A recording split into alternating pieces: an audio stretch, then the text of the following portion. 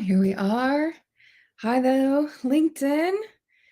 I'm Brittany Lee Sniller, your host of Shadow School. Today we have episode 14 of Shadow School. We are diving into Gene Key 14 with the shadow of compromise, the gift of competence, and the siddhi or divine gift of bounteousness. Now, I'm in a different space than I normally am for Shadow School. This is my little meditation nook upstairs, and you're getting to see some of my sacred objects behind me, some crystals and other things that I've gathered, as well as an immense library of books. So here we are surrounded by all this goodness, and I am looking forward to diving in today with you on this particular gene key. It happens to show up in my chart and sit both inside of my Venus sequence and my Pearl sequence.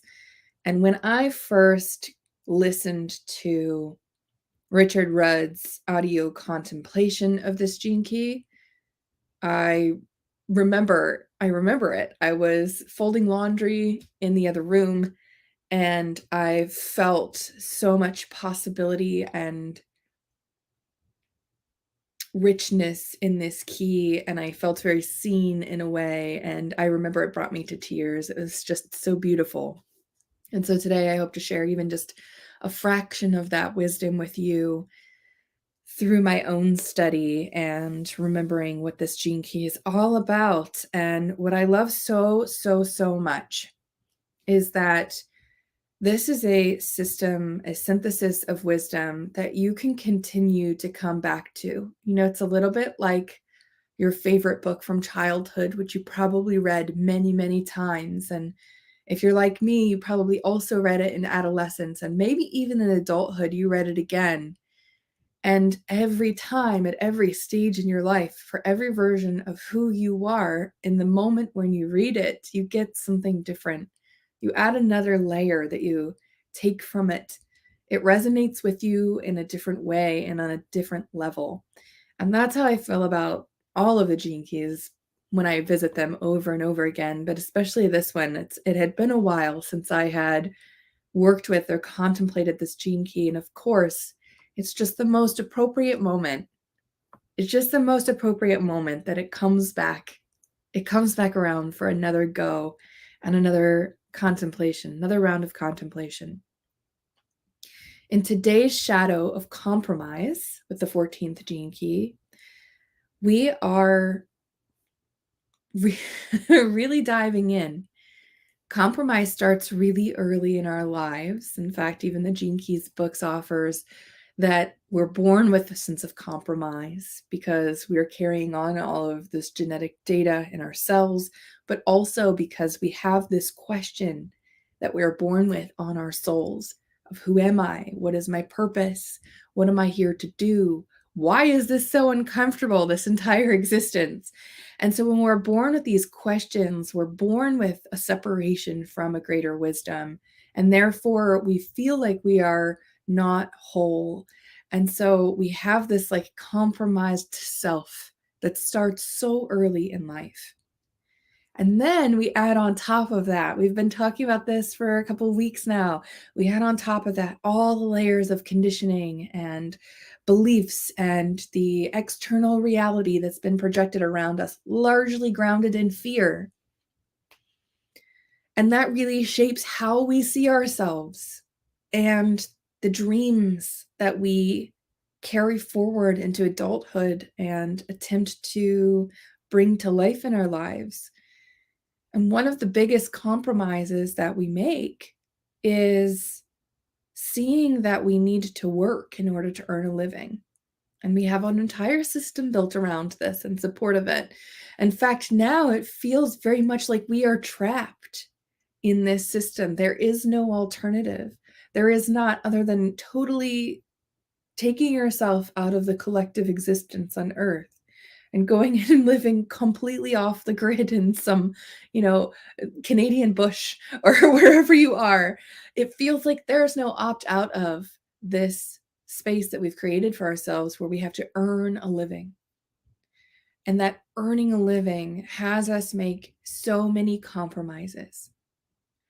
And we'll talk about here the difference between an outer compromise and an inner compromise. An outer compromise is a natural thing that we do interrelating with other humans. An example of this is deciding with someone else where you go eat dinner, or what movie that you'll watch, or that you'll take a walk instead of, sit on the couch and read. And you may have wanted to read, but the other person really wants to go take a walk. And so now you're making a compromise. You want to spend time with that person, and so you go take a walk. That's an outer compromise. We're making outer compromises all of the time. And that's just because we are having to relate to one another and also interact with our environment.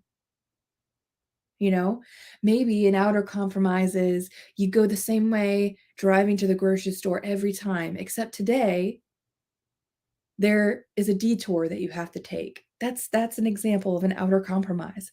It's not how you wanted to do it. It's not how you wanted things to go. It's not the normal route. But it's not hurting you to go that other direction, right?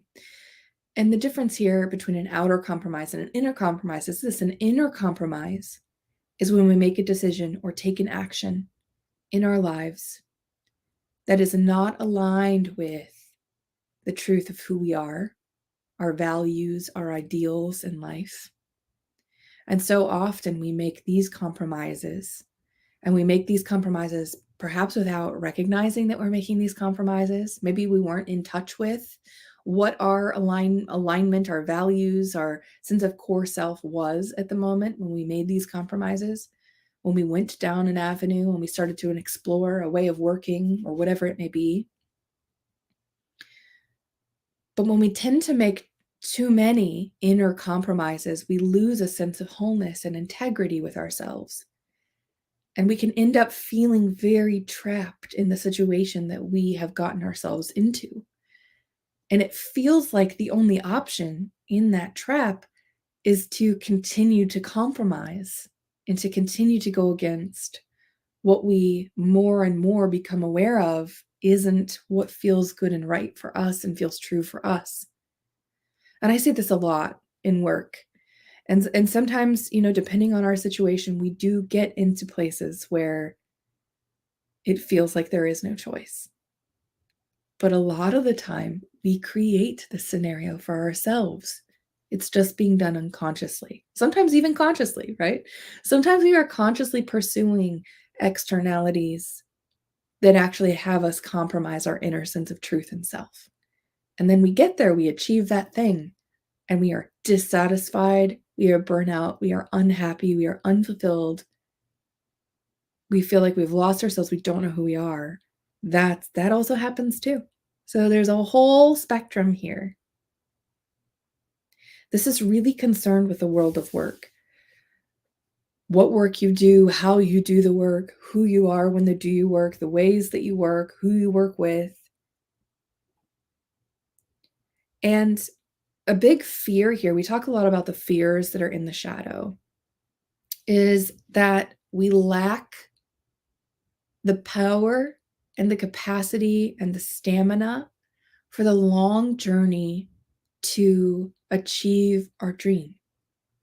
In earlier episodes of Shadow School, we've talked about this idea of having ideals and dreams and idealism versus realism and all of these things, and fantasy versus actually having an ideal you live your life through so that you can be your purpose on earth. And here in the compromise shadow, we have a great fear that we don't have what it takes, that we don't have enough energy, stamina, and self-belief to actually achieve our dreams, to go on the long journey, to get to where we know we'll be aligned with ourselves. And that's the dilemma here. Self-belief is the dilemma in this particular shadow. It's that people have stopped believing in themselves. We've put so much stake in the external, so much authority in the external. We've compromised so much seeking what is external success and validation that we've totally lost our sense of self. And when we lose our sense of self, there's definitely, we don't know what to believe in. We don't know what our capability is. We don't know what our dreams are. We don't know what our gifts are. So naturally, we don't trust and believe in ourselves.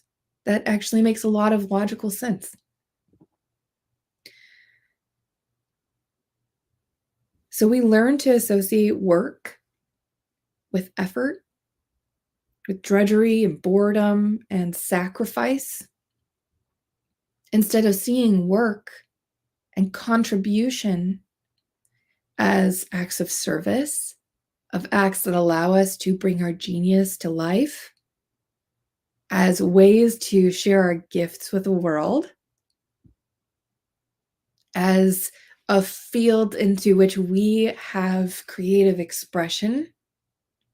And instead, we see work as this heavy thing we have to do. And here we are, all getting homogenized in the shadow of mediocrity that's in that 8th gene key. If you remember, we explored that. Through all of our compromises, we're becoming more and more and more like each other. We are diminishing the individual expression and diversity of all of our gifts to try to fit ourselves into the box, to climb the ladder, to get this job role, to fit in and to compromise so that we can earn our living and achieve some external version of success. And so it's really structured into our society, the way that we see the world and how we have to be in it, and how we lose that sense of belief in ourselves. And with the sense of belief, we also lose our imagination. We also lose a sense of possibility and freedom and creativity here. And we start to live in a place of lack and scarcity when we don't have creativity and freedom and expression. We enter into a sense of poverty consciousness. There's poverty in terms of our genius and our purpose. There's poverty in terms of our capacity to be creative and to create abundance. There's poverty instead of prosperity. And that's where we get here. And as a result, we have a real loss of a sense of personal power. This particular gene key, 14, is really connected to personal power. And we'll explore in the gift and the Siddhi how we actually move out of personal power, and personal power becomes synonymous with collective power. But here in the shadow and the gift, we are focused on actually being able to embody the full creative force of our personal power, and how compromise gets in the way of that. And our compromise can be really subtle. But over time, it becomes a really ingrained habit, and we get stuck, like I said. But the Gene Keys offers that true prosperity, and this is like, it could mean wealth, but it means abundance on all levels. It's really a receiving. It's not an accumulating of stuff. Prosperity is not simply material. It is also spiritual. It's also at the soul level. And the Gene Keys offers that true prosperity emerges from doing what we are here to do, rather than being simply another cog in a collective machine. And so true prosperity requires that we fulfill our dreams, that we live our purpose, that we share our gifts, shine our light, be our unique expressed selves, be fully actualized and individuated, and that we don't compromise, that we have belief that we can be the thing that we're meant to be here. Let's explore the repressive and the reactive expression of the shadow of compromise. If you remember, the repressive expression of compromise, the repressive expression or state is always introverted. It's internally turned inward. There's a collapsing in of energy. It's a very kind of individual experience here. And here we have impotent. Impotent is the repressive state of the shadow of compromise in the 14th gene key. The more compromises we make, the more powerless we feel and become to escape the world and reality that we are constructing for ourselves. So a sense of impotence, a sense of inability to have a power, there again is this victimization, this victimhood that we take on. And our life force power gets choked up inside of us. It's like it gets stuck in here. It's almost like if you can imagine it was this beautiful, like golden flowing lava of creative force, it becomes thick and slow and viscous until it dries up and it's crystallized and it's hardened and it becomes rigid and it's just stuck and it's trapped inside of us. That's what's happening here. That life force just becomes choked up and dried up and hardened inside of us. Here in the state of impotent, we hide our weakness by going along with things. So we don't make a lot of choices in our lives. Maybe, like not making a choice is also a choice that has a lot of compromise as a result. That's an example here of kind of just going along with things. We don't have the courage to stand alone, and we don't have the courage to pursue our own unique path. So by not believing in ourselves here, we internalize that we are not capable. We don't have the competence to actually achieve our dreams. And as a result, we do less and less to express ourselves creatively, and that starts to just wither away. That muscle becomes atrophied and it gets stuck. This life force energy gets stuck inside of us. Hi, Andy. And then on the reactive expression of the Gene Key 14 shadow of compromise, we have enslaved. So if you remember, reactive is where we have the energy, it's expressed and projected more outwardly. It usually does have a sense of anger, frustration that gets vented outward and projected into the world. So in the enslaved as the reactive expression, people here really act out of insecurity and they react by trying to prove themselves. And this is a place where I have lived a lot. I've lived a lot here. Enslaved by your need for recognition. And I know for me, the need for recognition, it was there, but it was not the core of what was driving me here. It was really about the fact that I felt that I actually had to prove my value through how much I produced and how much I suffered. And so you can imagine this compromise really does lead to a lot of self-neglect. And then there's a huge amount of resentment in there that actually boils up and expresses itself outward. So we're not fulfilled here because we're feeling like our true potential is just completely squandered. And we're trying to prove that we're good at certain things. There's an air of always trying to look good at everything that we do, pretending to be powerful.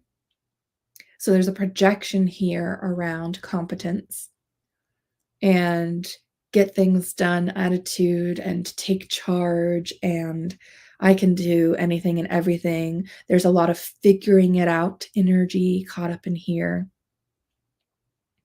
And if we're provoked, if we're questioned ever, if, for example, you produce something and someone has a question about it, it is an attack on you and your capability.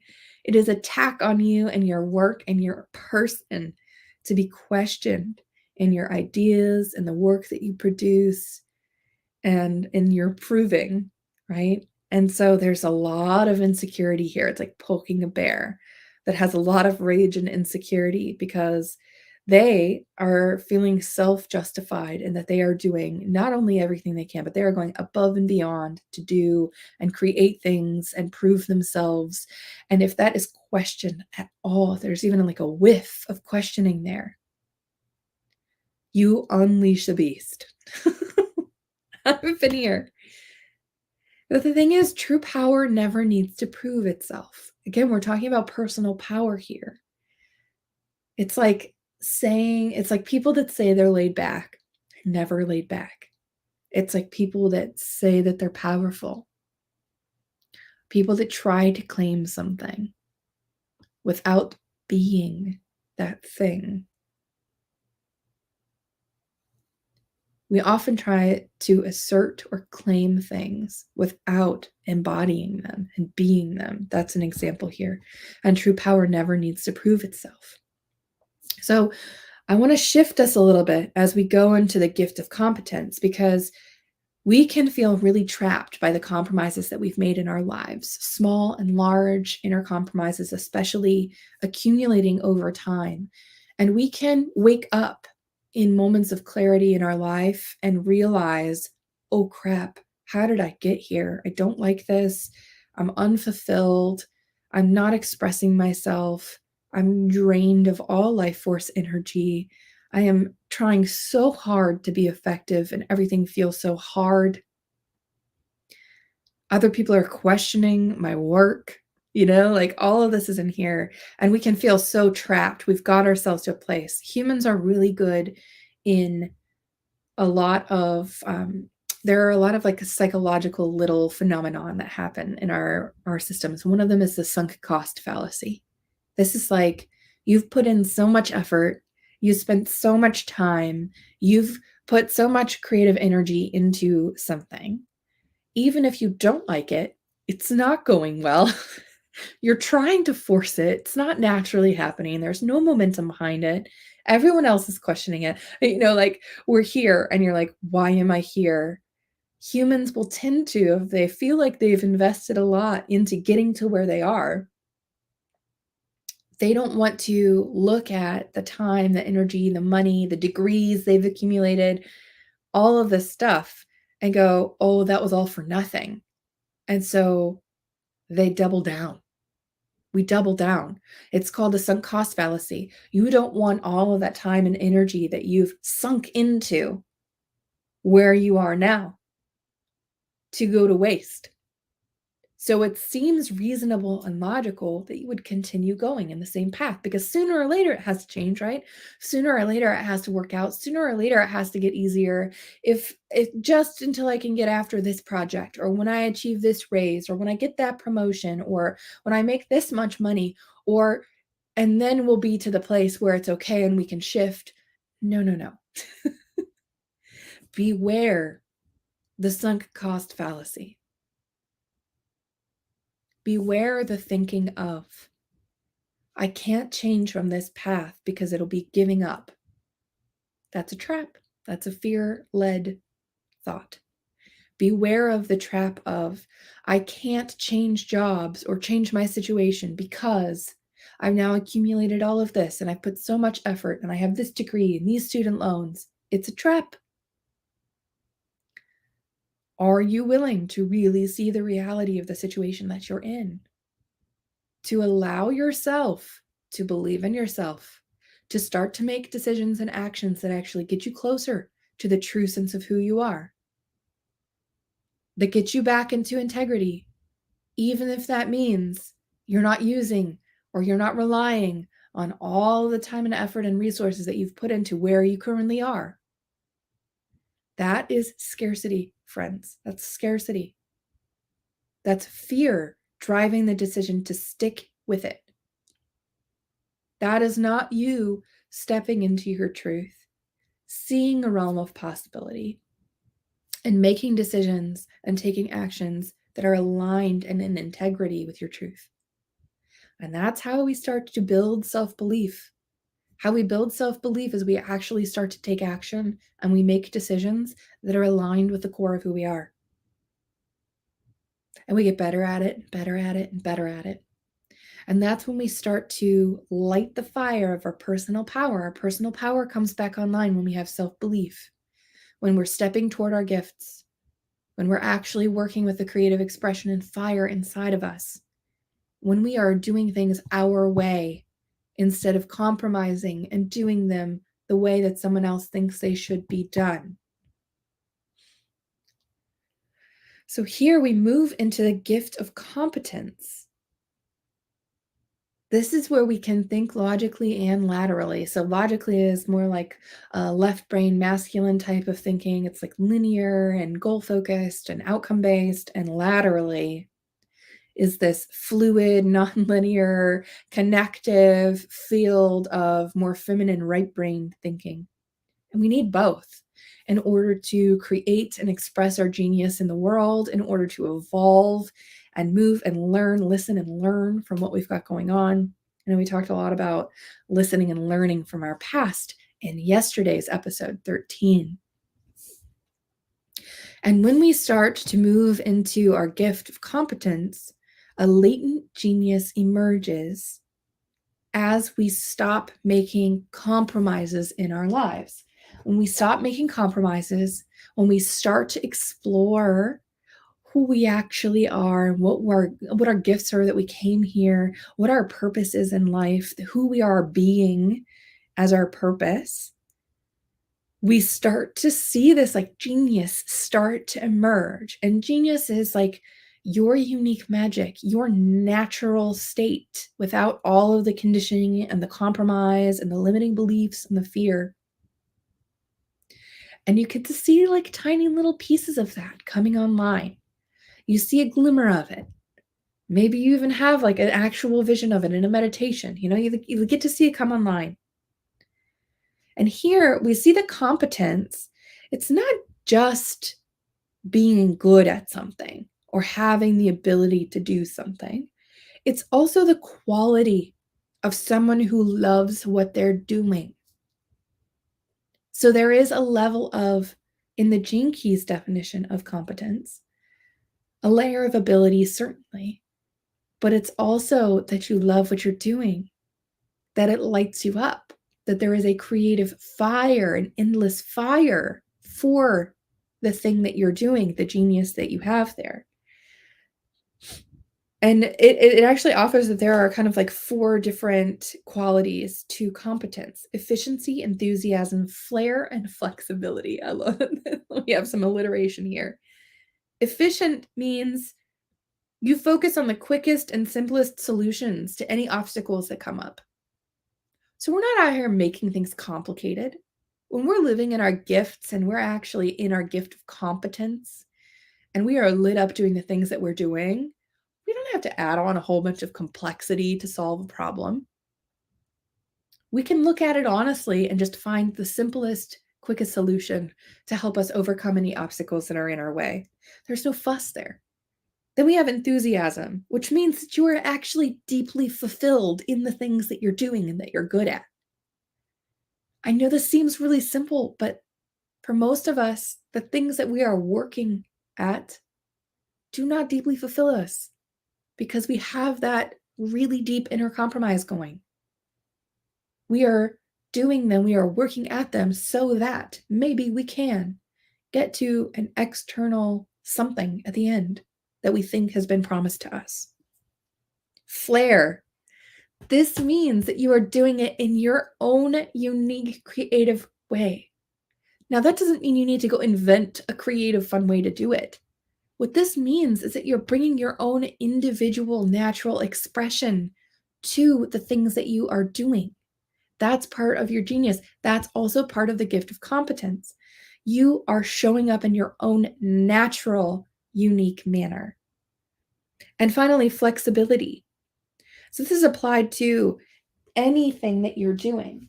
This ability to be fluid and flexible, adapting, evolving, always growing. We're never stuck.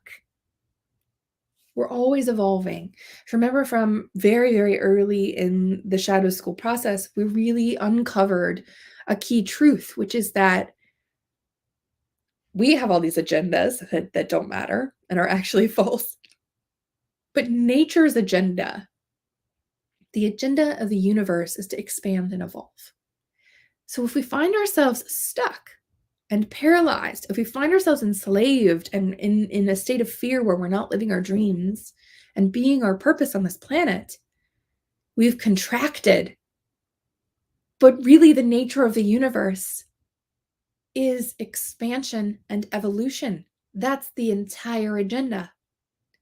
And so if we are not also expanding and evolving and being flexible and emerging as we are sharing our gifts and showing up, then we're going against the flow. We're actually fighting against the laws of nature, the laws of the universe.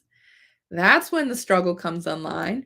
That's when things feel really hard and we feel like we have to make a ton of compromise. The Gene Keys offers that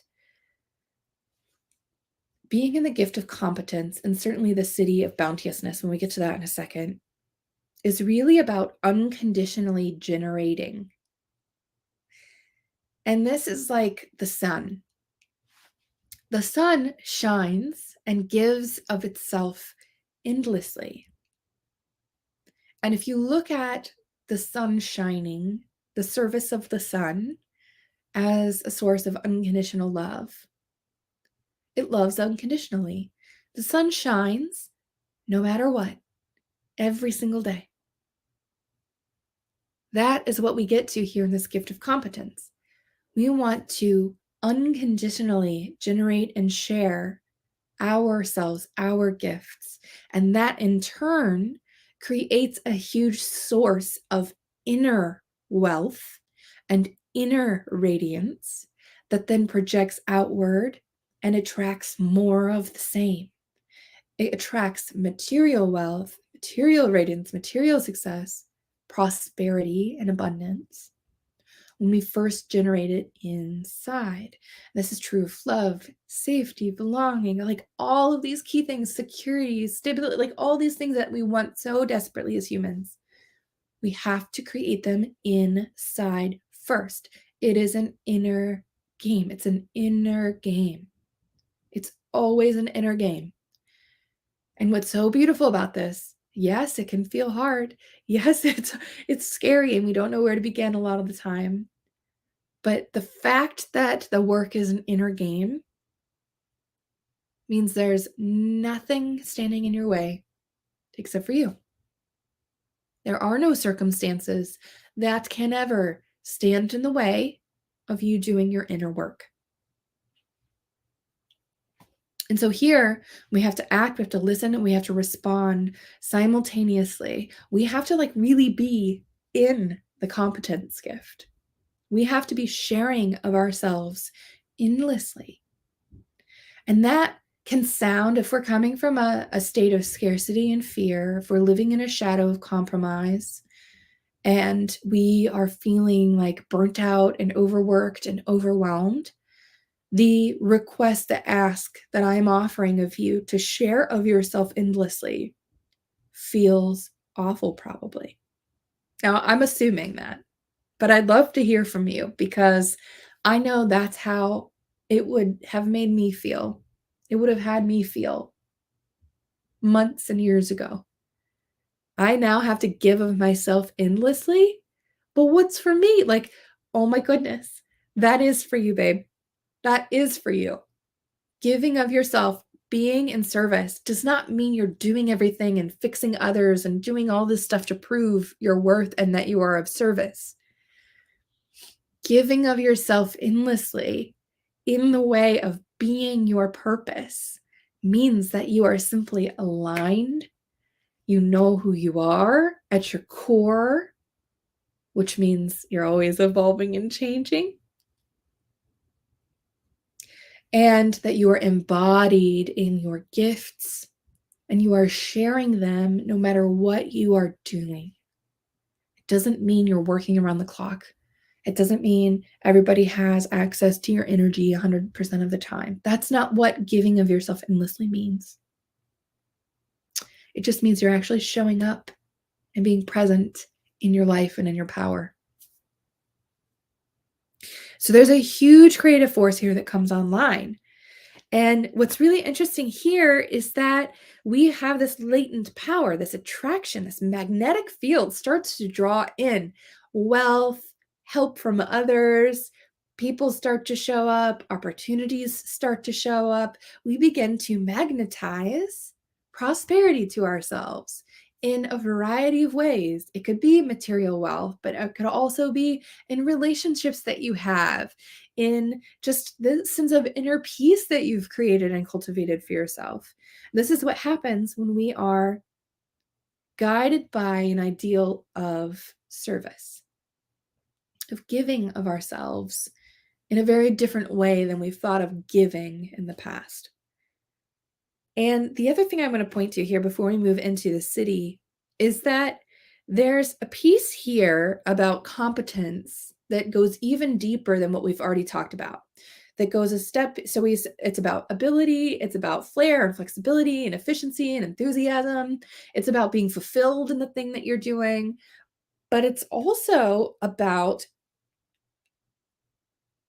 through that expression, creating a spark of enthusiasm that is infectious. This is actually a contagious gene key at all levels. So compromise is contagious, competence is also contagious.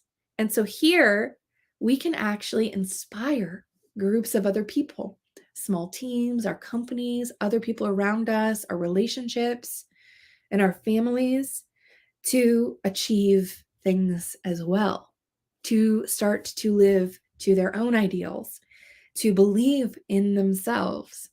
Our believing in ourselves can help others believe in themselves. And it's like the other thing that happens here is that we can kind of get the picture that the Gene Keys offered was like you have a big wagon. Like, who has a wagon? But you have a big wagon.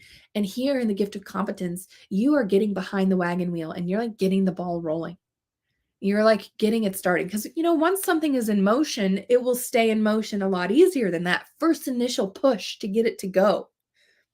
But here in this gift of competence, we need to believe in ourselves enough to like give that first push of the wagon. But then when the wagon's going down the road, other people are coming out and they're throwing stuff on the wagon, or they're helping the wagon go around a pothole, or they're hopping on the wagon. That's kind of the idea here. That's what happens is we attract and we really start to magnetize. Other people also get infected by this enthusiasm, this fulfillment, this belief in themselves, and we can achieve so much, which really leads us to this Siddhi, the divine gift of bounteousness. And here again, we have another reminder that to create in abundance does not mean we accumulate things. And this is a big lesson for me. I often think about, the squirrels out on my property, or even the dogs, they can only carry so much food in their mouth, for example. They can't they don't have a backpack to put extra food in, and then in their den they've got shelves stocked with cans, and all these things. We do, I think, such a disservice to ourselves by having all of this material accumulation. And I especially have really struggled to release it in many ways. Just accumulate more and more and more stuff. And that can create a sense of stuckness and clutter too, that keeps you in compromise. That's not about accumulation. Abundance is about fertility. It's about a driving force and field for things to be created into. So that is the creating itself and the field. So we have to have the yang and the yin here. The creative yang force. Like yesterday, we were talking about how this comes to life in speaking and listening. Speaking is like the force of creation. It's like light to the word. But it can't exist unless there's a field into which it can be spoken into. It could be anchored into materiality. And that's that yin field that holds. And here, we don't need to hold all of this material accumulation. But what we do need is we need a fertile space into which we can create abundance. And abundance certainly does not mean just more stuff or more dollars in our virtual bank accounts. It means more purpose and prosperity, more gifts, more sharing, more receiving, more connection, more being in tune with nature. So here at the Siddhi of Bounteousness, one of the things that we look to is that it's the core archetype of power as an individual to create in abundance. So there's a key unlocked there where humans and their individual power can actually create in abundance. And that any actions that we are taking in this Siddhic state of bounteousness, any thoughts that we are having that are related to abundance can actually ripple out through what is called the morphogenetic field, which is what anchors from an energetic perspective all matter, subatomic particles in a greater energetic field. And we have the ability at this Siddhic level frequency to impact other particles in this morphogenetic field. And at the state of consciousness, we are able to really create this ripple effect. When we look at this particular Siddhi, we start to see another layer of explanation around how the gene keys are almost like a set of instructions for like the human consciousness. Like we have instructions inside of the nucleus of each of the cells in our body. And the other explanation it has is it's an archetypal alphabet that underlies the behavior of all humans. So what I love about this is that, and this is where the gene key starts to get like a little bit messy for me in my systems thinking, is that often when you're reading a particular gene key, it will talk about other keys or it will talk about the system overall. And there's a nugget in there, like what I just shared, that I would have liked to have like separated out into like the overall explanation, but it's here hidden in this gene key 14. So I'm just sharing this little nugget that's coming through, but really it applies to all the keys. And so here, what we find is that we have instructions, no matter what level we're at, shadow frequency, the gift frequency, or the Siddhic frequency. At the shadow frequency, the instructions are kind of clouded over. They're hard to discern because there's so much interference and background noise. There's a lot of conditioning, there's fear, there's a lot of other things going on in the operating system. And so the instructions, it's like you just can't read them, you can't really access them. At the gift level, a little bit of that noise and interference diminishes, and we live more in the present moment than we are driven by the past, which is what we are driven by in the shadow state. However, there's still a level of subtle conditioning in there. But then when we move into the Siddhic state, all traces of personal and genetic history have to be burned away. And so the instructions almost have to go away. So it's like we have instructions, we can't really access them in the fear state. Then we get to the gift and it's like, okay, the instructions can be read. There's still like a little bit of, conditioning in there, a little bit of distortion around the instructions. But mostly we're good and we have the ability to create in the present moment, to be in the present moment. When we get to the Siddhi, all of that dissolves. As you remember from other episodes, the Siddhi is a state beyond words. It's when we dissolve our separation back into unity, back into one state of consciousness. And here that means all traces of genetic history and past have to be burned away, is the language that it uses, but they're dissolved. And effectively what happens is that we go from being the most individuated, personal power version of ourselves that we achieve in the gift to being stripped of that, having a death of that individuation of sorts, and we're back to being at the level of what there was even before the fear or shadow state, which is kind of like being a single-celled organism. It's like being an amoeba.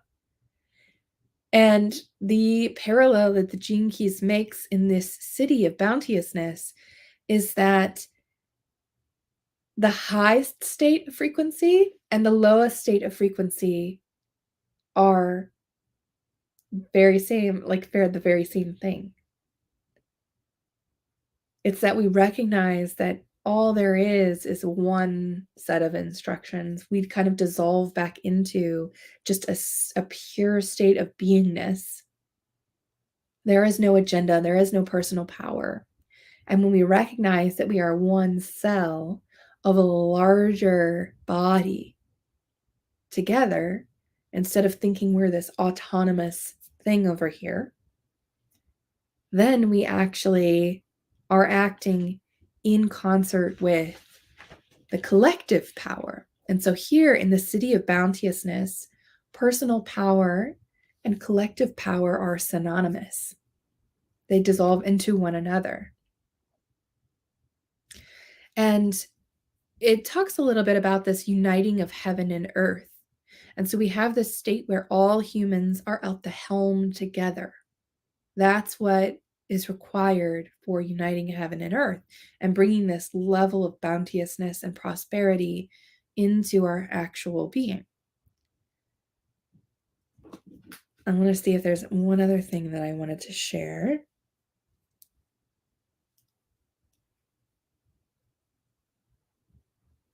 Yeah, okay. So individuality can become interference.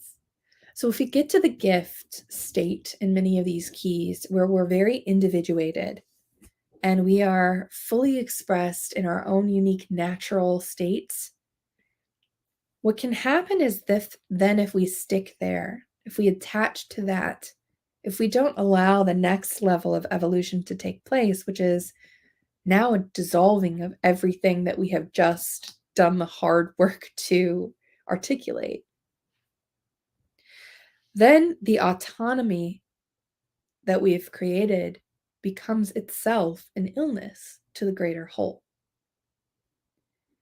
And it's very similar to like having a cancer cell in the body. It's like you have these cells that are now articulated as being different, and they are on their own mission. They are doing their own thing. And here we have this host where we used to have all these beautiful diversified cells that all did different things, but they all cooperated together. But now we have some cancer cells that really think they're autonomous from everything else, and they are just going to run their own show and their own agenda. But it actually becomes an illness in the body then, because they're not operating in cooperation. Their personal power is not synonymous with collective power. They're not part of the whole. They are trying to take over and become an autonomous whole themselves. So that to me is a really great analogy of what we're trying to access here in this Siddhic state of bounteousness. We've become so uniquely flared and fulfilled at delivering and sharing our gifts endlessly through competence. And now what's left is that we recognize that we sink into the sea. We were a wave, now we're back into the ocean. And we are simply a part of the whole of this collective power. And our individuality that once was so critical is now also insignificant. And if we put significance on it to the detriment of the whole, it becomes an illness. The autonomy becomes an illness. So there's a line there to travel.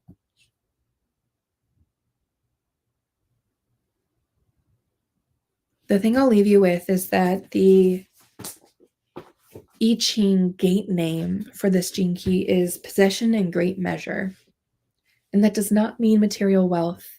Possession in great measure really means that you are being and living unconditionally from a state of love and giving endlessly of your gifts out into the world, your being, your purpose. And that is possession beyond great measure. And I want you to think about what would be possible if you could live from that state. And that's where we will end today's episode of Shadow School. Thank you so much for joining me. I am going to do a little bit of work and actually prepare for Gene Key 15. And let's see if I can get it delivered today. If not, I may be doing 2 tomorrow. So until then, I will see you next time. Thank you so much for joining.